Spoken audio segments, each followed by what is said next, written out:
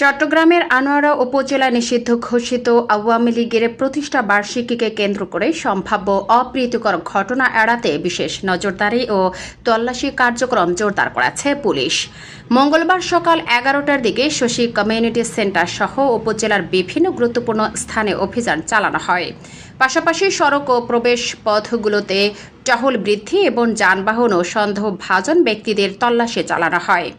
আনোয়ারা থানার ওসি মোহাম্মদ জুনায়েদ চৌধুরী জানান, জননিরাপত্তা নিশ্চিত করতে পুলিশ ও গোয়েন্দা সংস্থার সদস্যরা সর্বোচ্চ সতর্ক অবস্থানে রয়েছেন এবং বিশেষ অভিযান অব্যাহত থাকবে। কালকে থেকে আমরা আছি অভিযানে, এই অভিযান অব্যাহত থাকবে এবং আমরা পূর্বও করেছি। আজকে যেহেতু একটা প্রপার একটা নিষিদ্ধ সংগঠনের একটা প্রোগ্রাম আছে, নিষিদ্ধ সংগঠন বিরুদ্ধে আমাদের অভিযান অব্যাহত থাকে।